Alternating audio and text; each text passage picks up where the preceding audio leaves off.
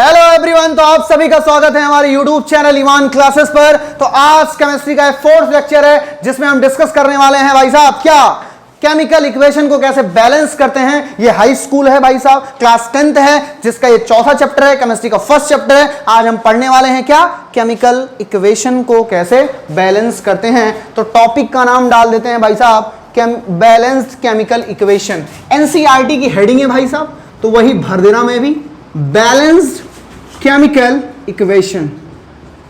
Balanced chemical equation उसमें heading हम पढ़ने वाले हैं बैलेंसिंग का मतलब क्या होता है, क्या क्या मतलब है, कैसे क्या क्या खेला होगा, ये सारी चीजें को हमको समझना है। तो सुनिए ध्यान से। पहली बात तो ये, एक बैलेंस होता है तो एक हो जाता है, क्या नाम हो जाएगा, अनबैलेंस्ड केमिकल इक्वेशन। मतलब हमको करना क्या रहेगा, अनबैलेंस्ड केमिकल इक्वेशन को क्या करना रहेगा, बैलेंस करना रहे। अनबैलेंस्ड केमिकल इक्वेशन को क्या करना रहेगा, बैलेंस।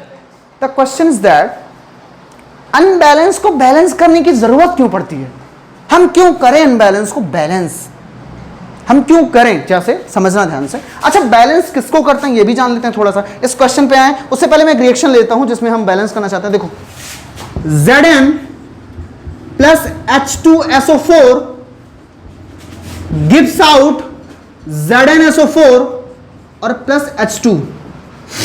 सुनना, जिंक कितना है, इधर एक है, इधर कितना है, एक, इधर दो हाइड्रोजन है, कितने हाइड्रोजन, ऑक्सीजन 4 ऑक्सीजन, ये कैसे, अच्छा सल्फर एक सल्फर, तो ये पूरा बैलेंस है। क्यों, क्योंकि रिएक्टेंट में जितने नंबर ऑफ एटम्स हैं उतने ही नंबर ऑफ एटम्स किधर हैं, बात सही है कि नहीं सही है, कोई दिक्कत, कोई समस्या परेशानी दुविधा नहीं है ना भाई साहब, क्योंकि रिएक्टेंट में। अच्छा, एक और रिएक्शन ले लेता हूं भाई साहब,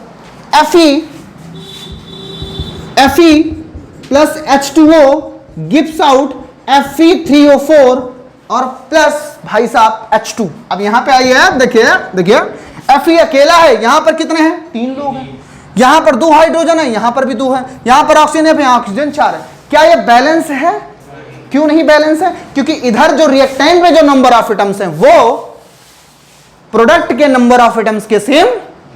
हाँ, मुकुल बाद में लिखना, पहले यहां ध्यान दो। हाँ, मैं फिर से बोल रहा हूं, फिर समझ लो। यहां पर जिंक अकेला, यहां पर भी जिंक एक है, यहां पर 2 हाइड्रोजन, यहां पर 2 हाइड्रोजन, यहां पर एक सल्फर, यहां पर एक सल्फर, यहां पर एक ऑक्सीजन, सॉरी यहां पे 4 ऑक्सीजन, यहां पे 4 oxygen. This is a balance. क्यों, क्योंकि जितने लोग रिएक्टेंट में हैं उतने लोग, आगे सुनिए, एक अकेला Fe और यहां पर 3 Fe, यहां पर एक अकेला ऑक्सीजन, यहां पर 4 ऑक्सीजन, यहां पर 2 हाइड्रोजन, यहां पर 2 हाइड्रोजन। समझ गए। तो यानी कि जो रिएक्टेंट में जितने लोग हैं यहां पर डिफरेंट है कि नहीं डिफरेंट है, क्योंकि एक Fe तो यहां पर 3 Fe। The question is that अगर ये डिफरेंट है तो रहन दो, हमारे सिलेबस में एक चीज कहां जोड़ दिए हैं। हाँ, हम में क्या दिक्कत रही है, लोग जाने डिफरेंट कहें हो गए, पहले सेम थे से कहें हो गए। हाँ, कोई दिक्कत है क्या, नहीं है। पर सुनिए भाई साहब, केमिस्ट्री वाले कहते हैं there is a problem. Class 9th में एक रूल पढ़े रहे होगे, law of conservation of mass. क्या पढ़े रहोगे, केमिस्ट्री में भी पढ़े रहोगे, बाकी तो लॉ ऑफ कंजर्वेशन ऑफ, इसका मतलब क्या होता है, मास can neither be created nor be destroyed, है ना। मास कहीं से भी ना क्रिएट हो सकता है ना डिस्ट्रॉय हो सकता है। मतलब अगर जितना मास पहले है उतना मास कहीं गायब नहीं हो जाएगा, क्योंकि डिस्ट्रॉय तो हो नहीं सकता। तो यहां पर भाई साहब एक Fe का मास है, यहां पर कितने Fe का मास हो गया, इसका मतलब मास कहां से, यहां पर देखो एक Fe, यहां पर 3 है, तो बढ़ नहीं गया, यहां बढ़ गया कि नहीं बढ़ गया। तो हमको क्या करना है, बैलेंस करना है। या तो भाई साहब इधर 3 Fe है, इधर भी 3 Fe ले आओ, या तो इधर एक है तो इसको भी एक बनाओ। कुछ ना कुछ तो करना पड़ेगा, कोई ना कोई खेला तो करना पड़ेगा। तो पहली बात, पहला रीजन ये जो कि सीबीएसई ने पूछा है, केमिकल इक्वेशन को बैलेंस करने की क्यों जरूरत पड़ती है, बिकॉज क्यों, conservation of mass, law of conservation of mass. NCERT में भी लिखा गया है कि recall the law of conservation of mass, याद करो law of conservation of mass को, that you studied in class 9th, जहां पे तुम 9th में पढ़े थे, वही मैं बता रहा हूं। किस लिए बैलेंस करते हो, क्योंकि लॉ ऑफ कंजर्वेशन ऑफ मास कहता है जितना मास पहले था उतना मास बाद में भी होना, यानी कि जितना मास रिएक्टेंट में उतना मास, आई बात समझ में कि नहीं है। अरे रिएक्टेंट में जितना मास, समझो मास किसका होगा, ऐसे हर एक एटम का पकड़ पकड़ के मास जोड़ ही होंगे,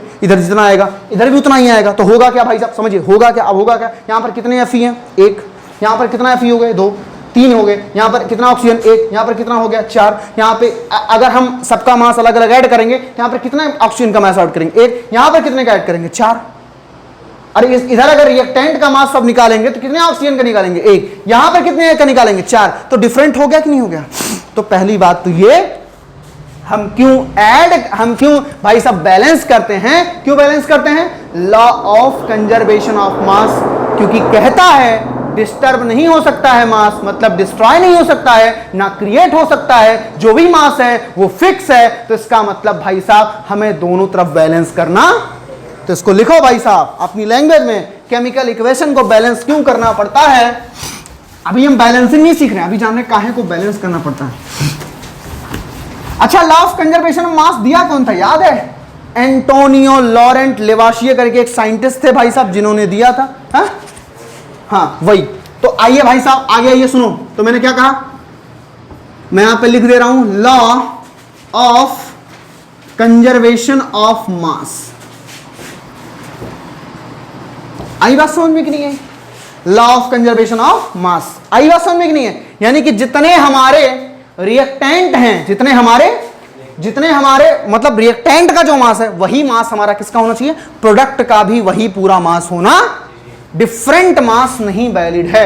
जितना मास रिएक्टेंट का है उतना ही मास प्रोडक्ट का भी होना, समझ गए। यहां से यही कंक्लूजन तो निकला, जितना मास रिएक्टेंट का उतना, इसका मतलब क्या, जितना मास कितना है, मास किसका लिया जा रहा है, एटम्स का लिया जा रहा है। यानी कि नंबर ऑफ एटम्स रिएक्टेंट में और नंबर ऑफ एटम्स प्रोडक्ट में सेम होने। तो बैलेंस केमिकल इक्वेशन में हम क्या करेंगे, जो नंबर ऑफ एटम्स हैं उनकी जो संख्याएं हैं उनको हम क्या करेंगे, सेम करने वाले। आई बात समझ में कि नहीं है। अनबैलेंस केमिकल इक्वेशन को बैलेंस में करने के लिए क्या करेंगे, जितने लोग अनबैलेंस वाले में हैं, अनबैलेंस वाले में जितने लोग, उनको ऐसा हम करेंगे कि रिएक्टेंट में जितने नंबर ऑफ एटम्स रहें उतने ही। आई बात समझ में कि नहीं। अगर इधर Fe का 1 है तो इधर भी Fe का कितना रहे, या बैलेंस करने के लिए कई बार ऐसा भी हो सकता है इधर 3 है तो इधर करने कितना करना पड़े 3, उसके लिए हम मल्टीप्लाई करेंगे, जो कुछ भी करना पड़ेगा हम करेंगे। मैक्सिमम मल्टीप्लाई करके ही करते हैं भाई साहब, डिवाइड करके भी कर सकते हैं, बस मैक्सिमम मल्टीप्लाई करके ही करने वाले हैं। तो मैक्सिमम मल्टीप्लाई करके ही करने वाले हैं। क्या करेंगे, मल्टीप्लाई करेंगे, क्या करेंगे, जैसे इधर अगर 1 है इधर 3 है, बैलेंस करना है, इधर 1 है इधर 3 है, क्या करेंगे, यहां पर ये 1 है इधर 3 है तो यहां पर क्या करेंगे, 3 से क्या कर देंगे, मल्टीप्लाई कर देंगे। तो हमारा केमिकल इक्वेशन क्या हो जाएगा, बैलेंस हो जाए।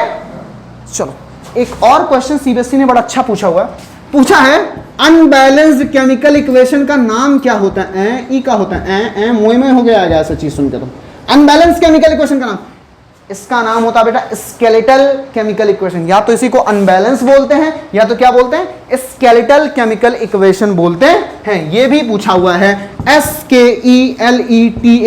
कृपया करके स्पेलिंग देख लेंगे, वैसे सही होगा, पर अगर स्पेलिंग गलत होगी भाई साहब तो संशोधन कर लीजिएगा, हमें ही बता दीजिएगा। स्केलेटल केमिकल इक्वेशन बोलते हैं, स्केलेटल केमिकल इक्वेशन बोलते हैं। जो मैंने बोला क्या कि लॉ ऑफ कंजर्वेशन ऑफ को मास को वैलिड करना है, अनबैलेंस केमिकल इक्वेशन को स्केलेटल केमिकल इक्वेशन बोलते हैं। ये सारी चीजें पूरा नोट डाउन कर लो। हाँ तो भाई साहब यहां से जो रिजल्ट निकला है हम उसको भी लिखवा देते हैं। लिखो भाई साहब, क्या, the total mass of the element means क्या निकला, total mass of the elements, total mass of the elements, total mass of the elements present in the reactant, total mass of the elements present, जो अभी बोले हैं वही लिखवा दे रहे हैं, total mass of the element present in the reactant, present in the reactant is equal to total mass of the element, total mass of the element present in the product, present in the product. अभी बताया भाई साहब, जितना मास reactant का उतना मास product का। आई बात समझ में कि नहीं। और ये भी लिख ही लेना, मास can neither be created nor be destroyed. Same type का इसी पर क्वेश्चन आया हुआ है 2021-22 में सीबीएसई में भाई साहब, ठीक है। चलिए लिखिए, आगे है भाई साहब, the number of atoms of each elements, the number, अभी बताया अगर एक Fe इधर है तो इधर कितना होगा, एक इधर, मतलब अगर मतलब दोनों तरफ के नंबर ऑफ एलिमेंट्स जो होंगे, नंबर ऑफ एलिमेंट्स होंगे, नंबर ऑफ जो एटम्स होने वाले, नंबर ऑफ जो हमारा कह सकते हैं जो हमारा एटम्स होने वाले, हर एटम्स की जो संख्या है वो सेम रहनी चाहिए। ओके, तो क्या होगा भाई साहब, the total number of atoms of each elements, the number of atoms of each elements, जो एटम्स की संख्या है भाई साहब, बार बार, the number of atoms of each elements क्या होगा, रिमेन सेम, क्या होगा, remain same before and after the reaction, remain same before and after the reaction, before and after the reaction. अब mass can neither be created nor be destroyed, इसको बोल जाए, सब लिख लो भैया, है। इसके बाद सीखेंगे how to balance the chemical equation, सबसे बढ़िया मेथड हिडन ट्रायल का, ठीक है। आ जाइए भाई साहब, नोट डाउन कर लो इतना। तो अब भाई साहब हम इस पे चलते हैं और अब हम ये जानते हैं कि हाउ टू बैलेंस। अब बैलेंस करने का क्या क्या सीखा, अनबैलेंस को क्या बोल देते हैं, स्केलेटल केमिकल इक्वेशन भी बोल देते हैं। बैलेंस करना क्यों जरूरी है, क्योंकि law of conservation of mass को हमें गलत तो सिद्ध नहीं करना, वो सही होना चाहिए, तो बैलेंस करना भी बहुत जरूरी है। बहुत बढ़िया, क्या होना है बैलेंस करने का मतलब, मास जैसे लॉ ऑफ कंजर्वेशन ऑफ मास का क्या मतलब है, मास can neither be created nor be destroyed. और उसके बाद क्या मतलब होता है, जितने नंबर ऑफ एटम्स इधर रहे उतने नंबर ऑफ एटम्स इधर हैं। बेसिकली हिंदी भाषा में क्या समझेंगे हम लोग, जितने लोग इधर रहेंगे रिएक्टेंट में उतने लोग को प्रोडक्ट में डाल देंगे, एंड ऑफ द डिबेट, हो गया भाई साहब, कहानी यही है। चलो तो एक इक्वेशन को लेते हैं और बैलेंस करने का ट्राई करते हैं, और ये है हमारा equation Fe plus H2O gives out Fe3O4 plus H2। अब भाई साहब हम लोग को इसे बैलेंस करना है।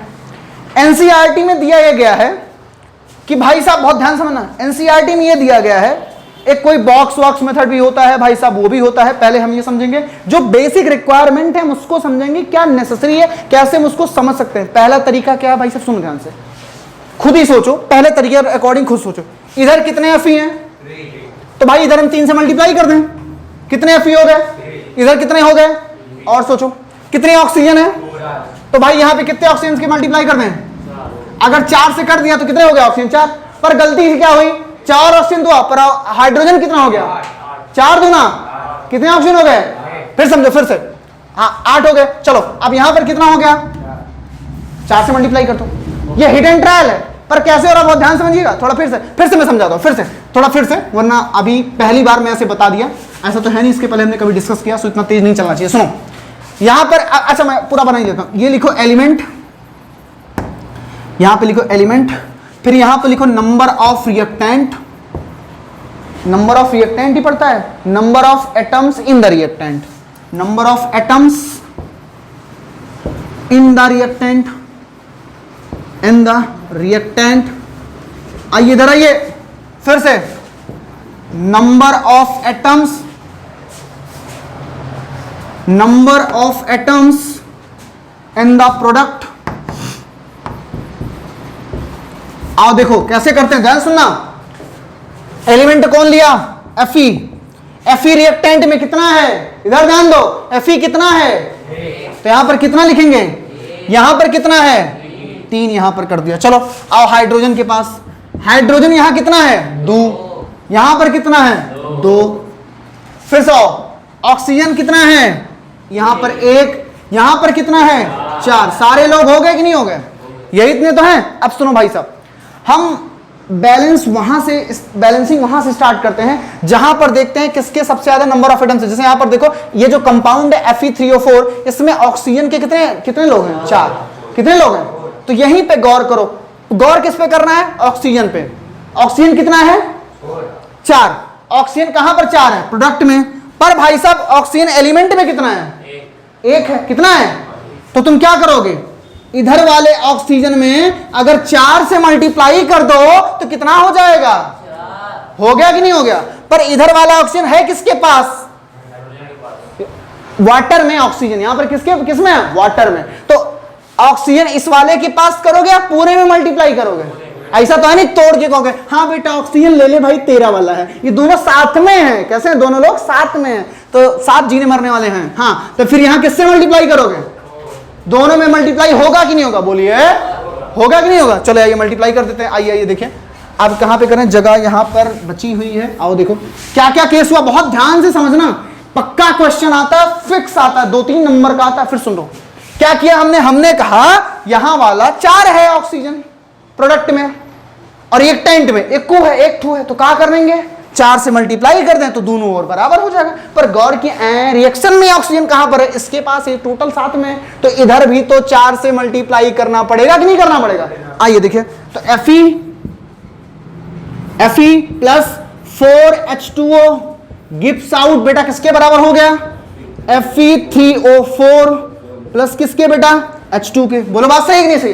कंडीशन क्या हुई, जब तुम यहां 4 से मल्टीप्लाई किए तो भाई साहब रिएक्टेंट में हाइड्रोजन कितना हो गया, कितने हो गए 8। समझो अरे ये 2 है, 2 हाइड्रोजन है, 2 पहले से हैं और 4 से मल्टीप्लाई कर दिए कितने हो गए।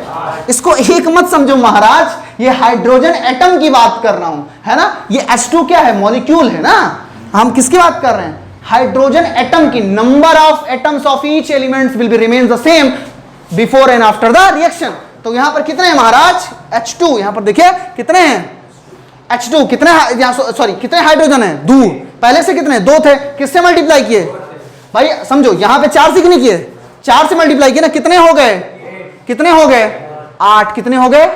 अब समझो इसको और कैसे लिंकअप कर सकते हो, ये ऑक्सीजन किसके पास है, हाइड्रोजन के पास है भैया, तो यहां भी किससे, यहां 4 से मल्टीप्लाई किया तो यहां किससे करोगे, चलिए कीजिए। तो इधर वाला हाइड्रोजन कितना हो गया, फिर से बुरा मान जाएगा, कहेगा इधर 8 हो गया, हम तो 2 ही हैं, तो इधर भी किससे मल्टीप्लाई कर दो। तो ये दो वाला किसके पास, हाइड्रोजन के पास, यहां किससे मल्टीप्लाई कर दिए। आई बात समझ में कि नहीं है। Fe भी थोड़ा बुरा मान रहा है, कह रहा हमारे साथ ना इंसाफी नहीं होनी चाहिए, रिएक्टेंट में हम 1 हैं, प्रोडक्ट में हो गया 3, तो बैलेंस करना, क्या करोगे, क्या करोगे, नहीं समझ में आया, किससे मल्टीप्लाई कर दिए 3 से, तो ओवरऑल रिएक्शन क्या बनी, Fe में किससे मल्टीप्लाई किए हो, किससे किए हो, तो बताओ यहां पर क्या हो गया, Fe के मल्टीप्लाई 3 से। बोलो सही है कि नहीं सही है। हाइड्रोजन और ऑक्सीजन के साथ किसका मल्टीप्लाई है, तो यहां पर हो जाएगा प्लस 4H2O गिव्स आउट करिए फिर से Fe3O4 में कोई खेला नहीं हुआ, कोई खेला नहीं हुआ, Fe3O4 प्लस इसके साथ किसका मल्टीप्लाई है, यहां पर भी देख लो किसका मल्टीप्लाई है, तो यहां पर कितना हो गया 4H2। क्या मेरी इतनी बात समझ में आई कि नहीं आई, फिर से बोल रहा हूं, कोई दिक्कत परेशानी दुविधा शुद्धा कष्ट खेद नहीं है।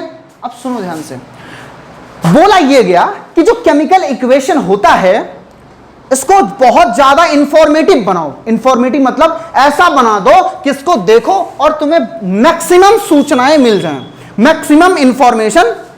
जैसे समझो समझो समझो, जैसे मान लो कोई कहीं का डीएम है किसी डिस्ट्रिक्ट का, ओके, कहीं का कोई डीएम है भाई साहब, डिस्ट्रिक्ट का कोई डीएम है भाई साहब।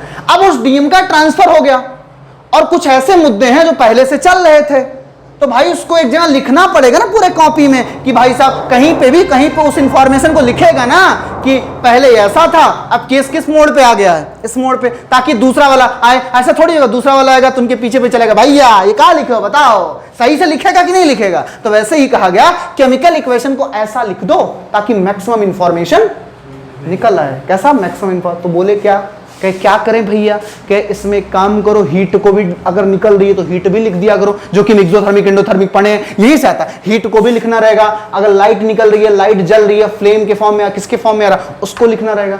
द मोस्ट इंपॉर्टेंट थिंग जहां पे सबसे ज्यादा प्रॉब्लम होती है उसको लिखना रहेगा, क्या Fe कौन से स्टेट में है इसको लिखो, वाटर कौन से स्टेट में है इसको लिखो, Fe3O4 कौन से स्टेट में है इसको लिखो, हाइड्रोजन या H2 है किस स्टेट में है इसको लिखो। स्टेट मतलब सॉलिड लिक्विड गैस या एक्वस वाला।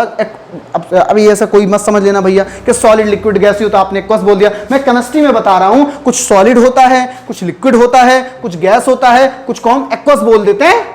तो हमें हर एक की स्टेट भी लिखनी रहेगी, यानी कि क्या समझे, तुम अगर पेपर में सिर्फ इतना लिखकर छोड़ दोगे क्या तुम्हें पूरा नंबर मिलेगा, नहीं मिलेगा। तुम्हें क्या लिखना पड़ेगा, हर एक की स्टेट भी लिखनी पड़े और प्रीवियस ईयर क्वेश्चन में बहुत ऐसे क्वेश्चन हैं जिसमें यह सिर्फ पूछ लिया गया है क्या इसकी स्टेट बैलेंस करके खुद दे दिया है एमसीक्यूज में, और पूछता है यहां पर एक्स लिख देता है, यहां पे वाई लिख देता है, यहां पे जेड लिख दिया, कुछ भी लिख दिया, और पूछता है हर एक की स्टेट को अलग अलग डिफाइन। तो अब क्या बचा हुआ है, स्टेट को जानना और इसमें और इक्वेशन की प्रैक्टिस करना भाई साहब। तो हम मिलते हैं एक नए लेक्चर में जिसमें हम डिस्कस करेंगे कि कैसे और बैलेंस करते हैं, और मैं पूरा 9th में जितना स्टेट का है, पूरा स्टेट का जो कंफ्यूजन होता है कौन सा किस स्टेट का है, जितना इंपॉर्टेंट है, जितना एनसीईआरटी में है, जितना पीवाईक्यूज में आया हुआ है, जो एनसीईआरटी एग्जाम्पलर में दिया हुआ है, वो पूरा मैं एक साथ नोट्स के फॉर्म में लिखवा दूंगा कि वो कौन से स्टेट में पाया जाता है, ताकि तुम वहां पे ले आओ। ऐसा थोड़ा होगा रिएक्शन मत छू के देखोगे, हाँ एफी कौन से कैसे हो, लिक्विड हो, सॉलिड हो, गैस, ऐसा तो होने वाला है नहीं पेपर में। तो उसके लिए तुम्हारे पास एक अलग से इंफॉर्मेशन पूरी चाहिए, मैं पूरा लिखवा दूंगा। तब तक के लिए भाई साहब जुड़े रहिए इवान क्लासेस पर। मिलते हैं एक और नए वीडियो में, बाय बाय।